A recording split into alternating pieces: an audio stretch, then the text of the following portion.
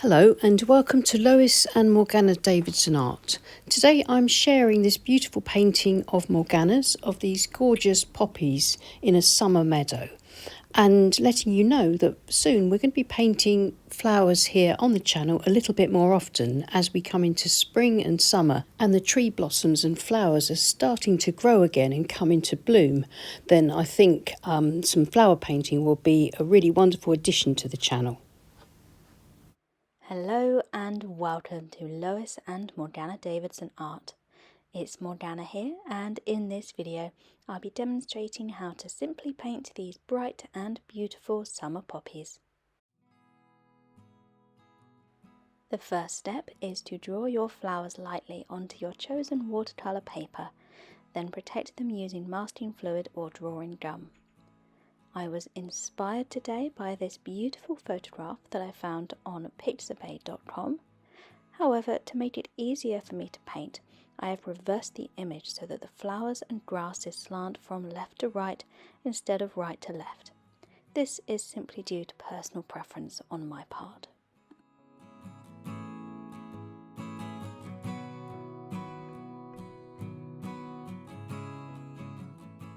The next step is to wash the entire background with clean water and a large brush and allow it to sink in for roughly 30 seconds.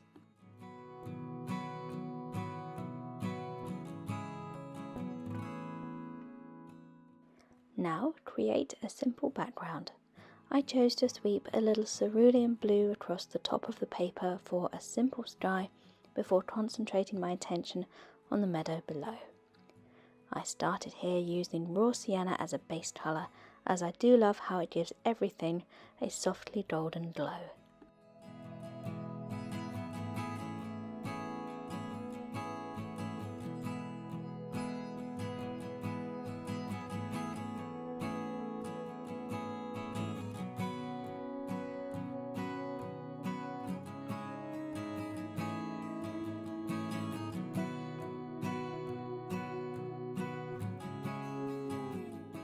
To paint the meadow grasses, I began by layering up loose sweeps of colour first, working wet and wet, and using mostly a mixture of sap green, cadmium yellow hue, with a little perylene green as well.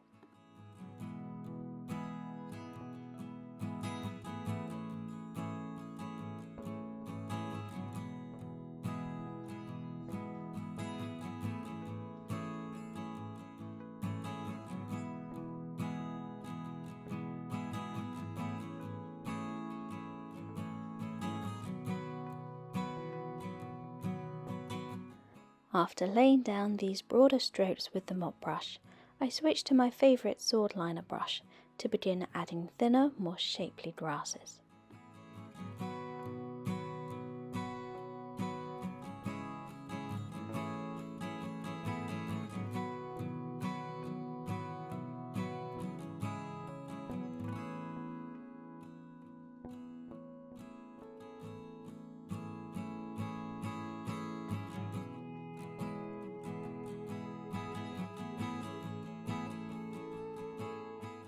As you continue working on the wet wash, you will find that slowly you'll be able to add thinner, cleaner details as the layers of paint begin to dry.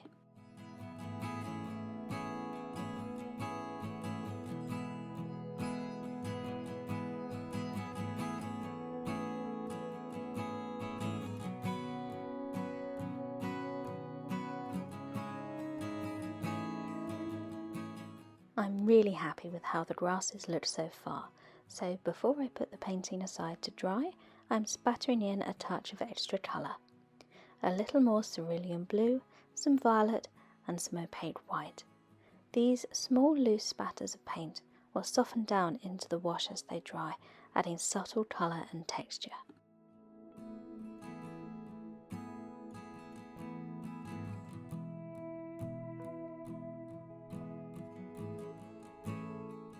Speaking of texture, I'm going to sprinkle on a little salt as well, as I just love the effect it gives in paintings such as this. Just do be careful not to add too much, as the more you put on, the longer your painting will take to dry.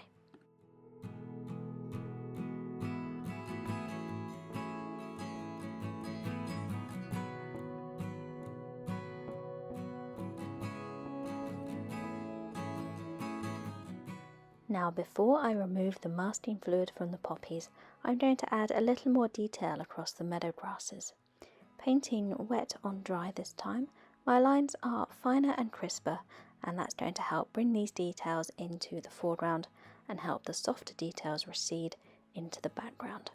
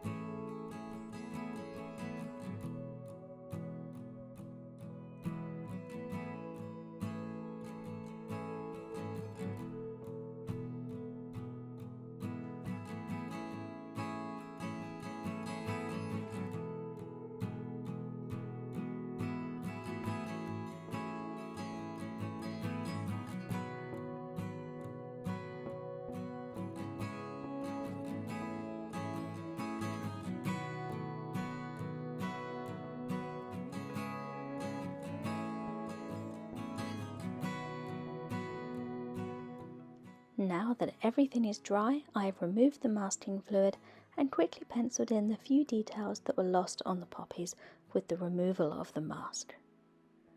I'm using lovely bright cadmium red hue to paint these poppies, and to make it a touch brighter and even more vibrant, I've added a very small amount of cadmium orange hue as well, just enough to warm the red up as though it were under the warmth of the summer sun.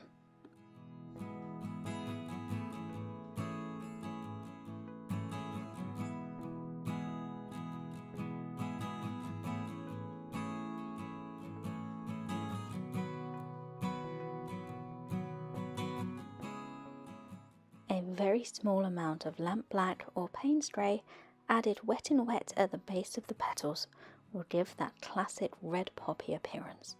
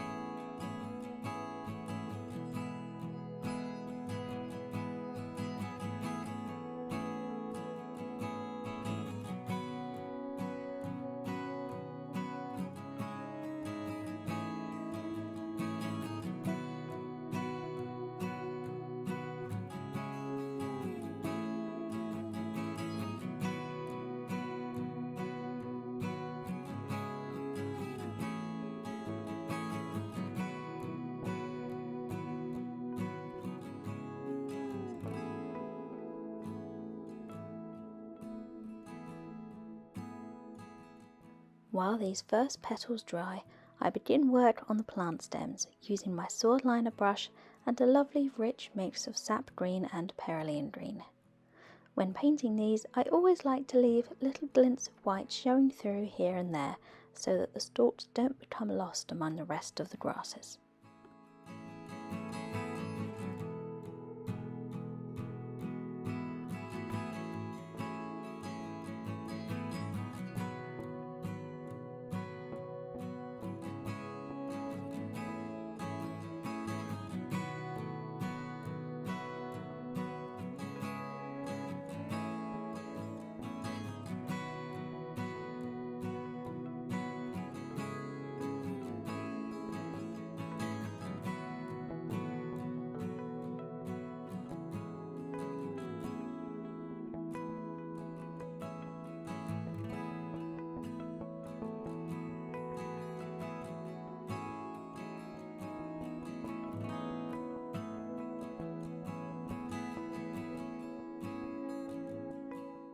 I used the same dark green mix to paint the unopened poppy buds, leaving a little space at the end to tip them later with some more cadmium red.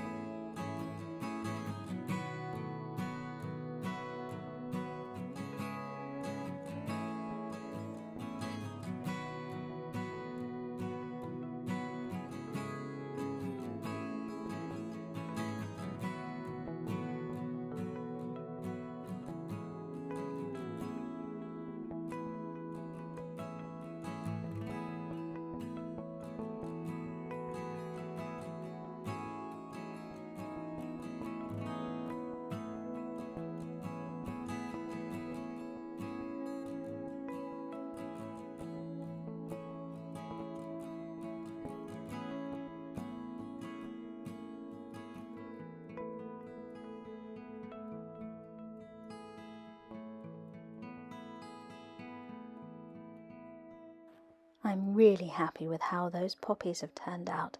So to finish off, I'm adding a quick bit of stipple detail using my Matthew Palmer tree and texture brush.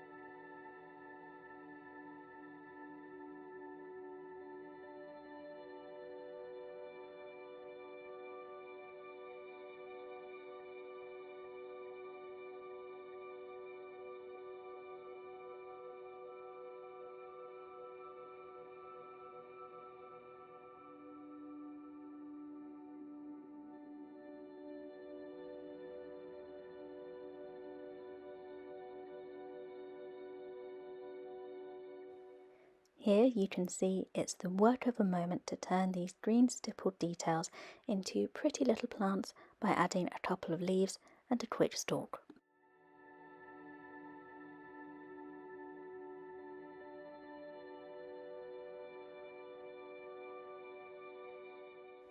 As a finishing touch, I'm going to stipple on some patches of opaque white gouache as well, and then repeat the same process to turn them into some more loose meadow blooms.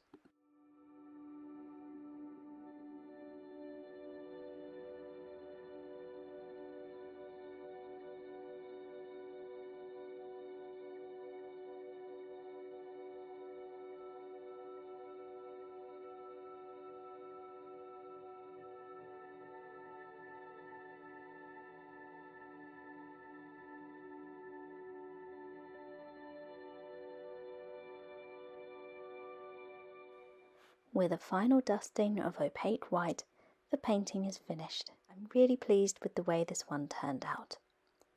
You'll find even more tutorials like this on my Patreon page, which you can join by following the link below. But that's all from me today, so thank you everybody again. I wish you all a wonderful week and very happy painting.